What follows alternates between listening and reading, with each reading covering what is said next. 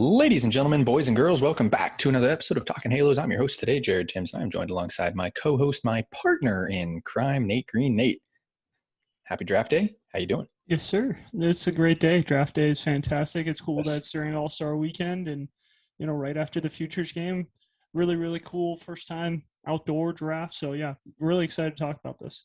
Yeah, best day, one of the best days of the year, besides opening day. Probably besides opening day. I really like draft day. Trade deadline. Trade Trade deadline's deadline fun. day. Yeah, there's a couple fun days in there for sure. But draft day is always fun. You know, not too many people know about the draft that even talk about the draft. There are a lot of guys in it. Of course, first round today. As we're doing this, we're gonna First two rounds. The 2 rounds. Well, the Angels only got. Yeah, but we only have one pick. But yeah, first 2 rounds today. We'll take it. So, Nate, first let's talk about draft. I feel like we need some disclaimers to throw out there to people when we talk about the draft. Just because everybody always wants that best player available type of thing, but that's not always how the draft works in a sense, right? I mean, yes, you can take best player available, but there's also money involved, and money talks. Money is a big deal in this draft. You are allotted a certain amount of money depending on how many picks you have and where those picks are located. And you can do whatever you would like with that money, but you cannot go over that amount of money, and you lose if a guy does not sign. You lose that amount of money, allotted money for the slot. So let's say you have $6 million. You say, okay, I'm going to give $5.5 million to my first rounder, and I only have $500,000 for the rest of my drafts.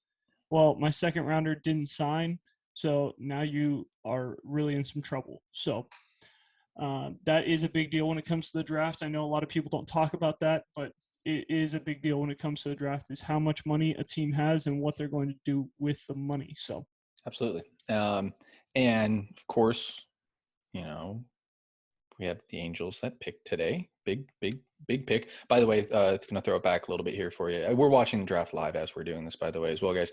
Justin Crawford just went. I was just going to say that to you too. I was going to text you because I was like, there you go. I wanted Crawford. Crawford's awesome. But yeah, back on to, Angels talk, because that's what we do here.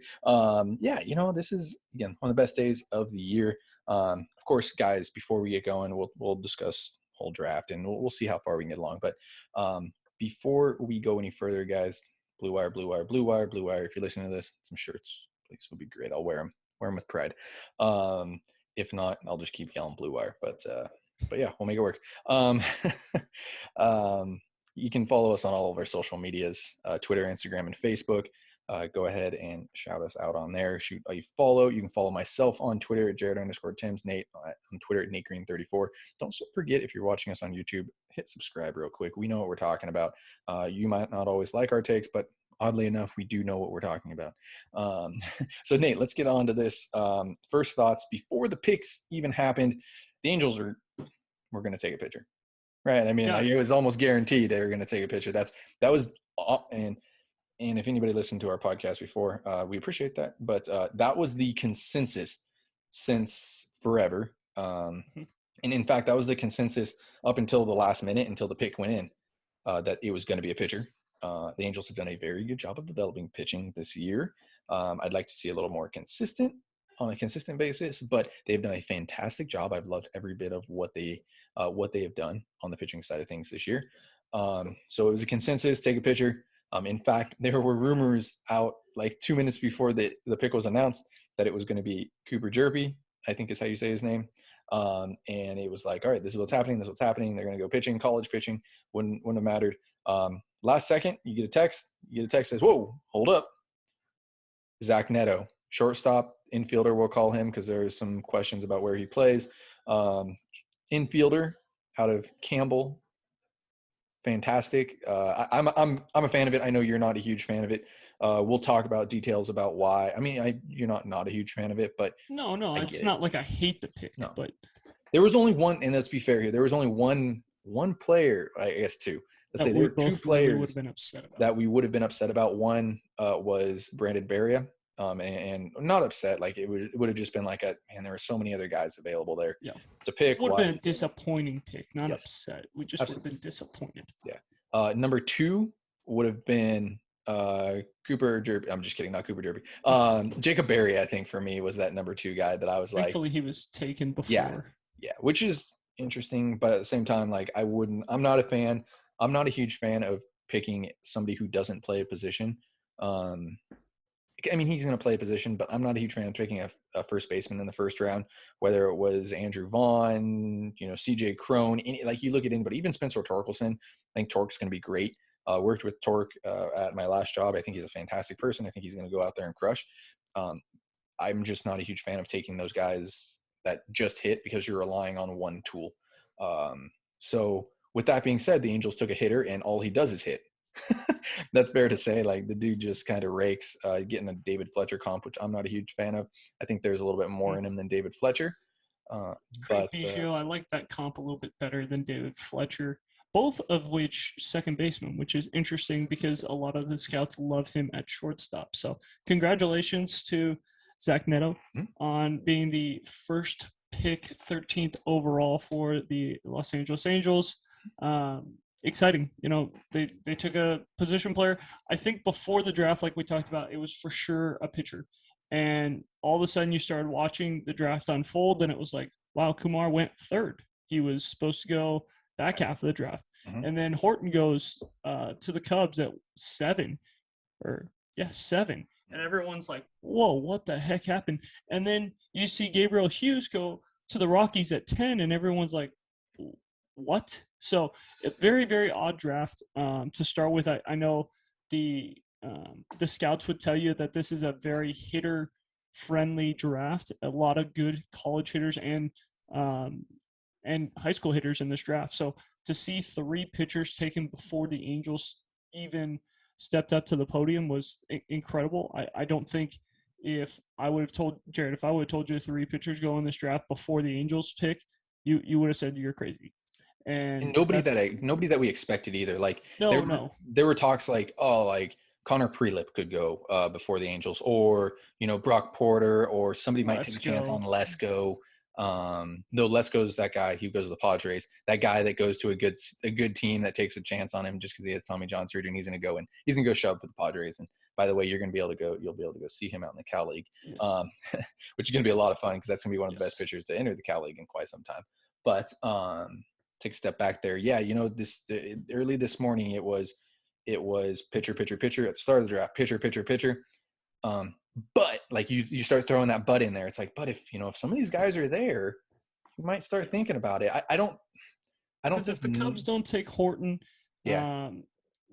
Crawford probably is gone. If Kumar doesn't go, maybe Neto's not even available. Like there are some Collier still available. Looking at this draft right now, and if he goes, I mean, those are the 3 hitters that possibly could have gone before the Angels that didn't because pitchers went instead. And yeah, incredible. Not something we were expecting, but when it got to that point for the Angels, I know you and I were talking, and it was like, okay, at this point, you just got to take the best player available. And if you think that a position player suits your system better than a pitcher, just because you desperately need pitching and you need to go get a college arm or even a high school arm that could get you to the bigs within the next year or 2 to really help Mike Trout and Shohei Ohtani get to the playoffs, like, yeah, that's what you got to do. But if there's a hitter out there that you're like, wow, this guy's going to be in the bigs in the next year, maybe year plus, and it's going to be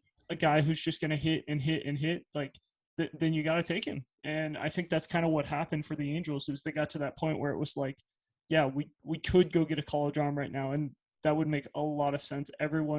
Nobody would question it. But there's this hitter who just absolutely rakes, and we need hitting. Like I think I've been on the I think you were a little upset with me early when I said during the offseason that the Angels offense is not very good.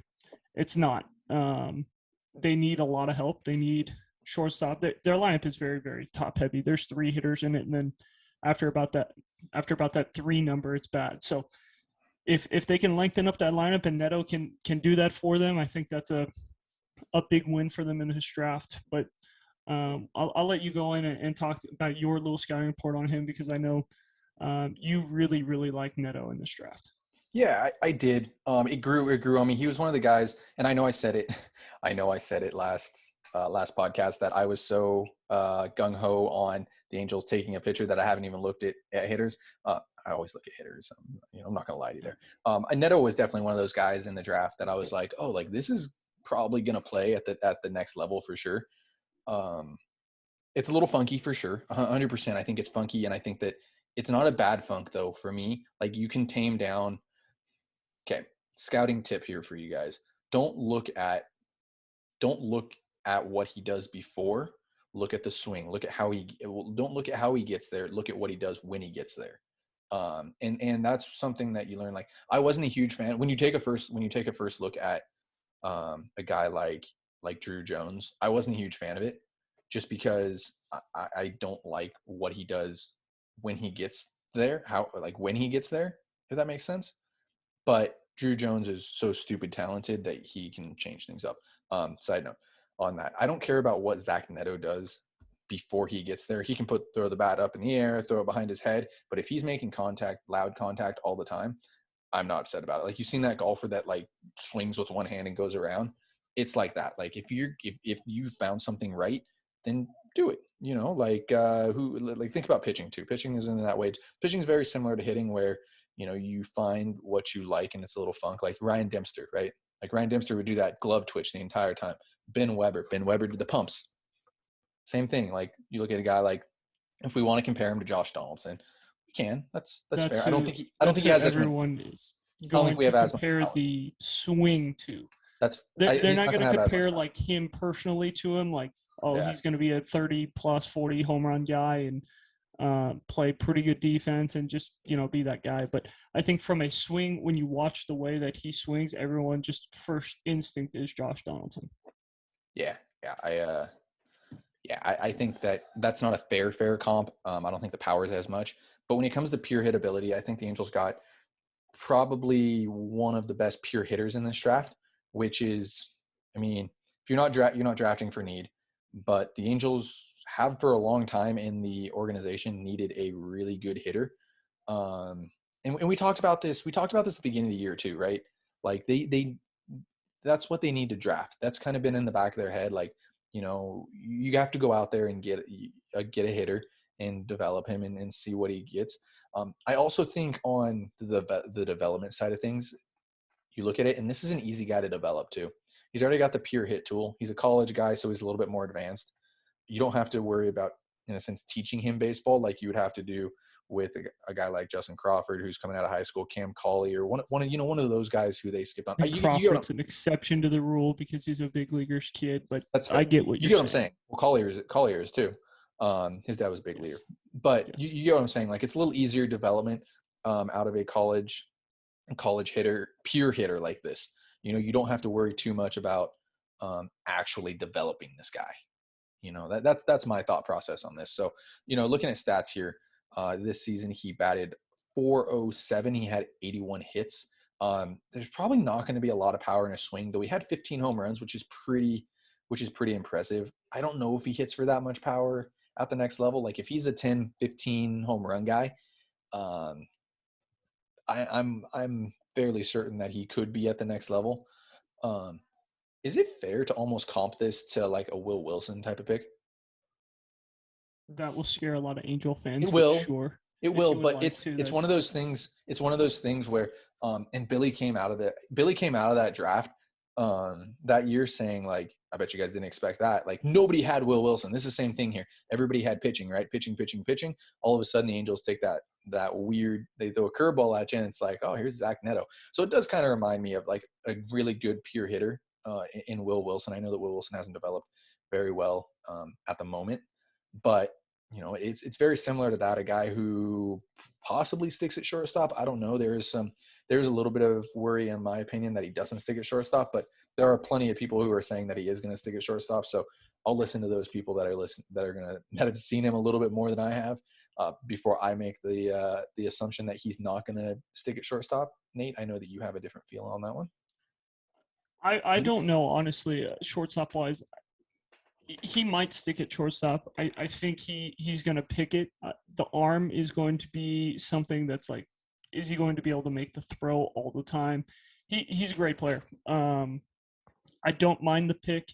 Like I said, Josh Donaldson like from the lower half, and you just kind of see that's what everyone sees is Josh Donaldson. I know Reynolds compared him to Craig Biggio with if you take away the leg kick, which is going to be an issue. I think the leg kick could be an issue early.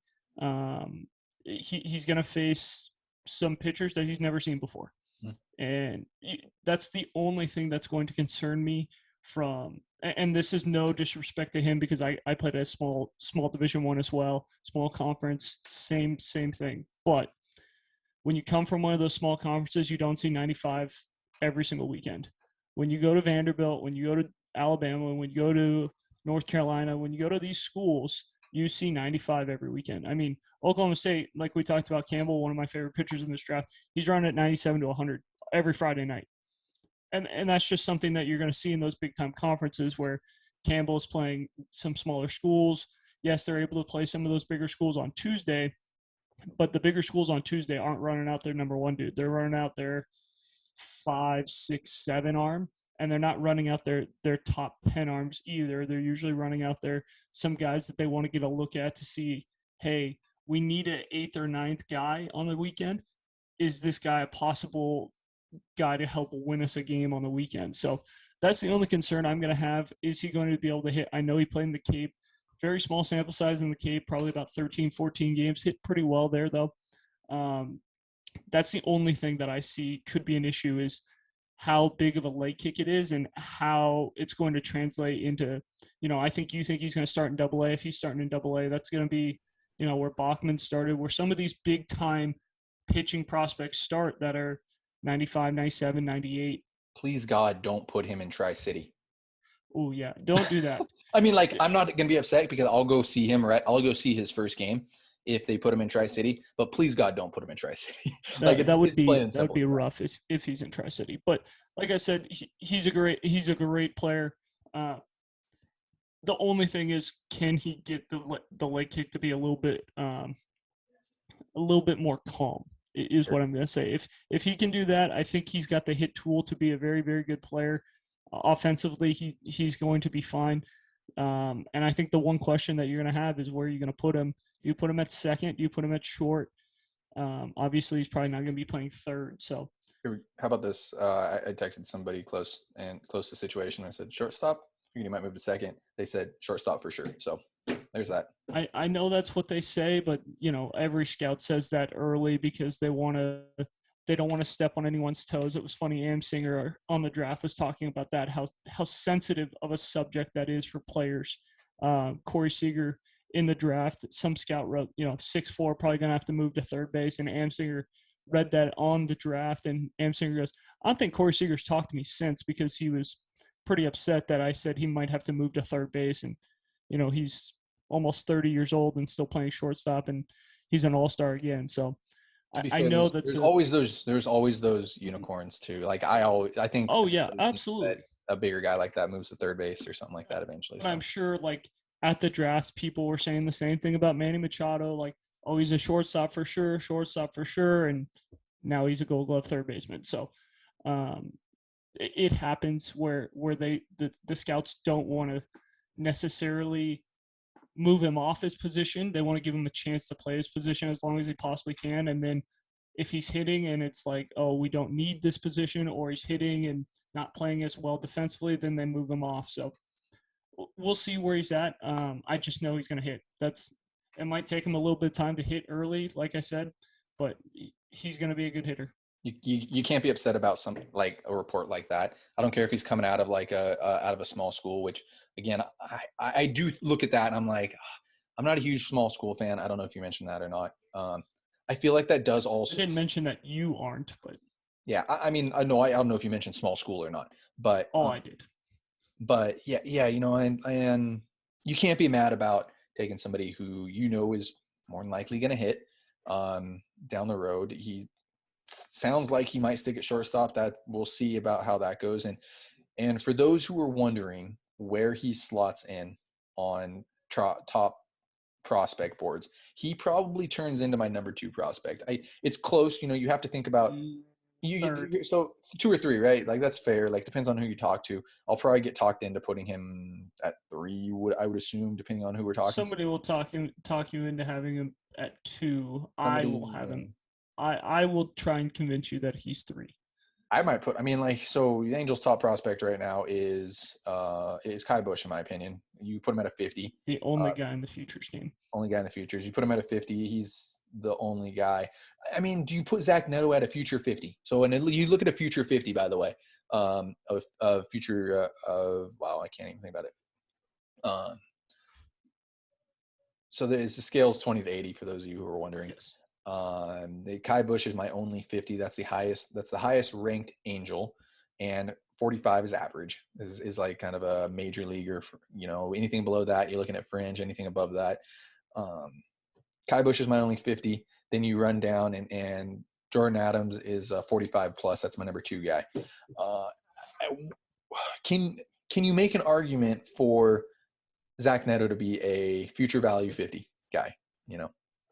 You could, but you also could make that argument for my guy right now. The way he's playing in Double A, he looks like There's a reason why he was. There's a reason why I didn't move him out of my top 3 ever. Yeah, I think he was a culprit of playing in Tri-City, and you see him in Double A.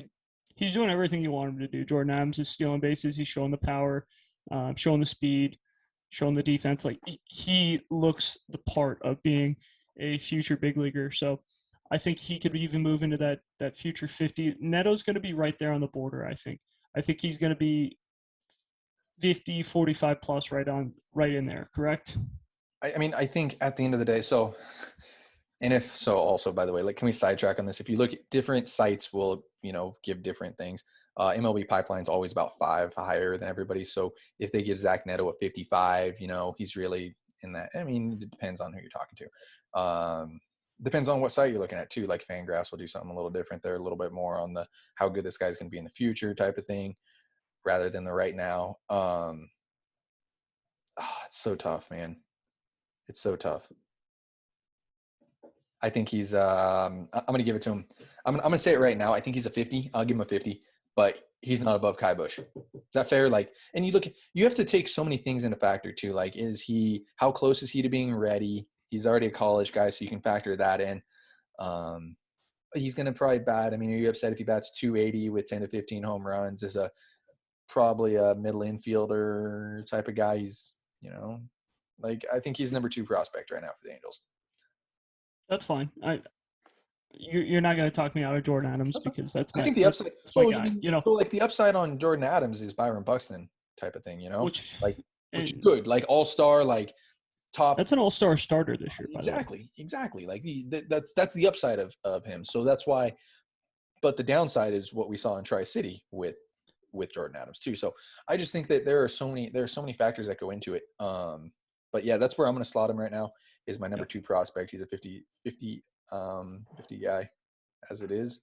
Nate, before we let everybody go, what do you got? Anything good? We'll get on. By the way, plan here, and sometimes I throw curveballs into these plans. Plan is to go over each draft day. So we'll go over, 2 through 10 on Tuesday. That'll come out, 2 through 10 will come out on Tuesday tomorrow. 10 through 20 will come out on Wednesday. We might take a break on Thursday. Friday we'll probably come out with our first half type of thing, because they get a couple extra days off in there. Maybe we'll do Thursday. We'll kind of see how that rolls out there. And then the second half of Angels baseball comes out, and I'm super excited to see what Angels prospects do, because the big league team is not having a lot of fun. We'll probably do a trade deadline special, by the way, as well, because there are going to be some trades that go down, I think. We'll see for sure. We'll talk about that when we get there. I know. We'll talk about that. All I wanted to say is congratulations to Zach Neto. Yes. Really looking forward to seeing him play, and hopefully he's up in Anaheim a lot sooner than later. Absolutely. And heck, I mean, if he goes to Double A, goes to Rocket City, and he's just crushing right away, you start talking. I don't want to start talking about this, but you start saying in the back of your head, like, hey, this is you don't have to go get a shortstop anymore for 2023. No, you do. You still do. I know you do. Come on, don't be that much of a realist to me. Don't do that. No, you do. You 100% have to get a shortstop if you want to win games. The only thing that starts to come up, which I'm going to really piss off some Angel fans right here, is does David Fletcher trade start to come up, or does David Fletcher turn into that fifth infielder utility guy and Zach Neto slot in at second every day? So that's what you're going to see more of than do we trust a kid who's been out of college for all of 10 months or so and say, hey, you're going to play shortstop every day for a team that claims to want to make a playoff run. We'll talk about that eventually. All right. Don't put that in my head right now. And I don't mean to put it in anybody else's head, but again, that could be a real possibility. We could be talking about Zach Neto playing shortstop in 2023 for the Angels, which that does not make the Angels a winner. I think we can all agree on that. So guys, as always, I want to thank you so much for listening and watching to this podcast. If you could subscribe wherever you are listening or watching. Hello, YouTube again. Go ahead and do that. You can follow us on all of our social medias. You can go ahead and follow myself on Twitter, Jared_Tims, Nate on Twitter at NateGreen34. And guys, thank you so much for listening. Have a great rest of your day.